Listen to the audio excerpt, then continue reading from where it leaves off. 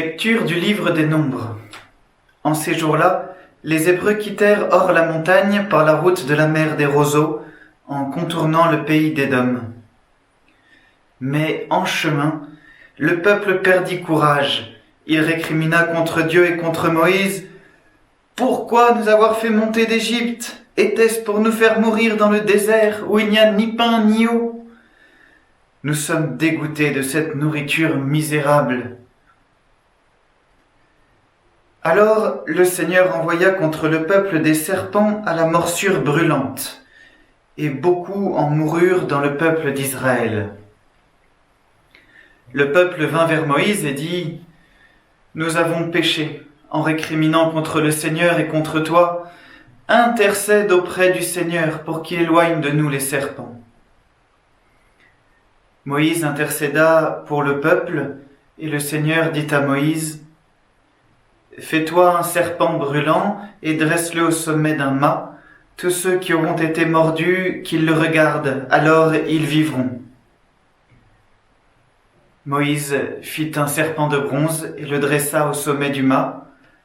Quand un homme était mordu par un serpent et qu'il regardait vers le serpent de bronze, il restait en vie.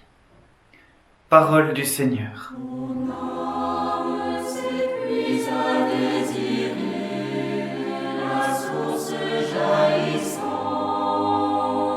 Il est étonnant tout de même ce récit du livre des Nombres, pour nous qui sommes si habitués à voir dans le serpent le symbole de l'ennemi, comme dans le livre de la Genèse.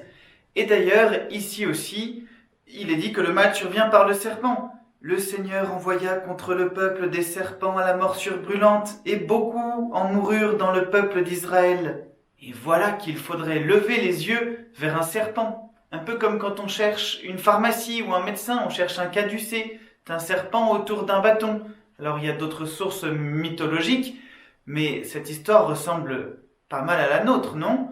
Le peuple, c'est-à-dire en gros nous sommes assez gonflés. La récrimination est la suivante. Pourquoi nous avoir fait monter d'Égypte ?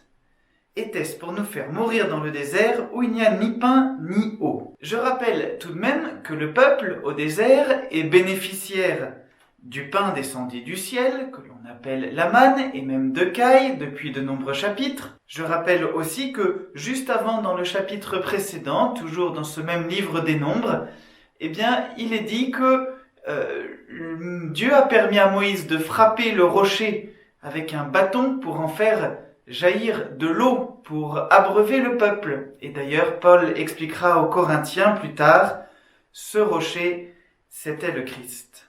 Alors, le rocher, ça a une bonne tête, c'est solide, on pense à l'autel des sacrifices dans l'Ancienne Alliance.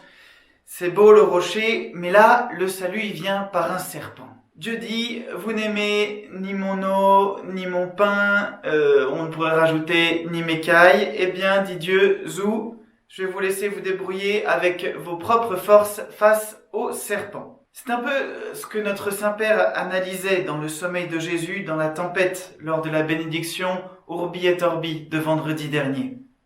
La tempesta smaschera la nostra vulnerabilità. La tempête manifeste notre vulnérabilité. Et toutes nos sécurités sont superflues. Nos projets, nos habitudes sont remises en cause. Ce qu'il y a de magnifique dans cette tempête et dans ce serpent, c'est qu'ils finissent par permettre de révéler la proximité de Dieu. Au cœur de la tempête, Dieu se lève et calme la tempête. Avec le serpent d'airain, c'est encore mieux. Ce serpent élevé, c'est le signe de la croix de Jésus, le lieu où Dieu vient habiter notre faiblesse. Le serpent est le lieu de la faiblesse, le lieu où il vient prendre sur lui notre péché. Saint Paul explique aux Corinthiens, celui qui n'a pas connu le péché, Dieu l'a pour nous identifié au péché. Alors, comme autrefois, les Hébreux étaient invités à lever les yeux vers le serpent d'airain, nous savons, nous, aujourd'hui, lever les yeux vers la croix. Quel bouleversement de se dire, il m'a aimé jusque-là. Il m'a désiré jusqu'à s'unir à ma nature humaine jusque-là. Et c'est bien le projet de Jésus. Dans l'évangile de Jean, il dit « Quand je serai élevé de terre, j'attirerai à moi tous les hommes ». Eh bien, par notre baptême, chers frères et sœurs, Nous sommes des autres Christ, nous sommes invités à suivre le Christ jusqu'à la croix. Nous ne pouvons pas y échapper. Je pense aux exemples qui engagent toute une vie, comme celui de Maximilien Kolbe, qui en camp de concentration échange sa vie contre celle d'un père de famille qui était condamné à mort. Je pense à d'autres exemples aux croix du quotidien, changées en gloire, comme dans le Carmel de Lisieux, les grincements de dents de la voisine de la petite Thérèse sont changés en chant de louange. Alors, pratiquement, comment cela va-t-il se passer pour nous ? Je vous propose, au cours de ce temps de prière, là, pendant lequel vous regardez cette vidéo, de partager chacun une difficulté. Comme j'ai du mal à faire mes maths, ou quelqu'un d'autre, j'en ai marre de faire tout le temps la cuisine. Pour que cette difficulté, cette faiblesse, peut-être même si vous l'oserez ce péché, ce soit un lieu que vous puissiez porter tous ensemble. Petit post-scriptum, moi ma difficulté aujourd'hui, c'est que j'ai l'impression qu'il n'y a pas la moitié de la paroisse qui est abonnée à cette chaîne YouTube. Je compte sur vous.